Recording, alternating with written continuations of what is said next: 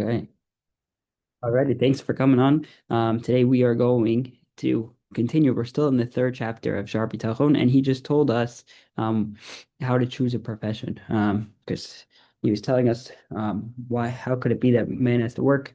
And so he described in detail why man should work. It's a test, it's protection, why does good things happen to good people, bad things to bad people.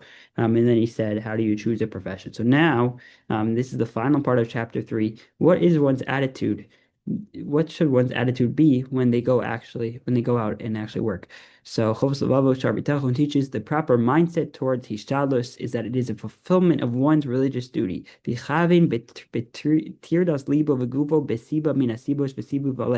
While occupied either mentally or physically with whatever particular means of livelihood, whatever job you have, lamu b'mitzvah sabor, that you should have in mind that you're not just working because you need to.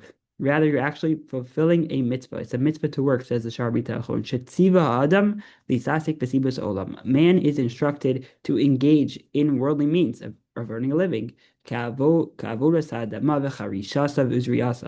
as working the ground, plowing, and sowing it. Kmosha Kasav, and he quotes this is his source, meaning he says it's a mitzvah to work. Where does it say in the Torah it's a mitzvah to work? He says the following pasuk, Vayikach Hashem Elokim es Adam. Hashem took Adam, Vayanicheu began Eden, and he placed him in Gan Eden, le'avda l'shamra, to work the land and guard it. And there's a footnote here.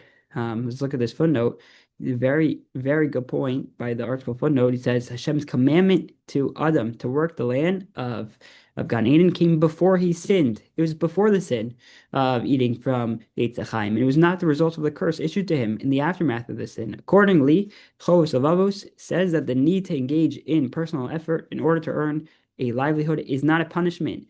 It is rather a mitzvah. It's a religious duty imposed upon man for the two reasons presented earlier: to test his commitment to Hashem and to spare him from temptation and sin by keeping him occupied. There are those who argue on the Shaar HaBitachon, the Chovos HaLevavos, apparently the Mesilas Yesharim argues, but we are learning Shaar HaBitachon right now, and Shaar HaBitachon says it is a mitzvah to work. Ulishtamish b'shar bali chaim b'solosav. Further, it's Hashem instructed man to use other living things for his personal needs.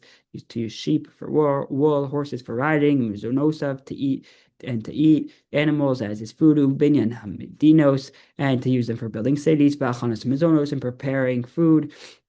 And to actually marry, and to have relations in order to have children. And if he does all these things with the proper attitude, he'll be rewarded for his intention in heart and mind to do them for the sake of carrying out the will of Hashem. Regardless of whether his desired goal is accomplished or not, Hashem gives reward for engaging in these things. In quotes passing to Tehillim, when you eat the labor of your hands, you are praiseworthy, and it is well worth it, and it is well with you. And all of your deeds shall be for the sake of Hashem, meaning that even doing not what we would think is not necessarily mitzvos, but doing mundane things that man has to do, that is required for a person to do in order to live. If you do them for the sake of Hashem, it is a mitzvah, and it's a way of serving Hashem, and you will be rewarded for them. And now Chovos HaLevavos adds that engaging with this work, right, and doing work is not a steer, it's not a contradiction with having bitachon.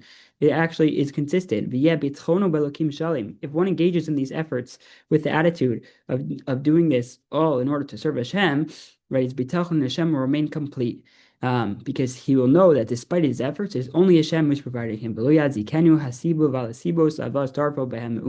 And making use of natural means in order to obtain his sustenance will not harm in at all in his trust in Hashem. Meaning doing his shalos is not going to doing his work is not going to harm at all. It's not going to contradict at all the idea of trusting in Hashem. As long as he intends in his heart and mind that he's engaging in this work for the sake of Hashem, in order to fulfill Hashem's command to work for a living.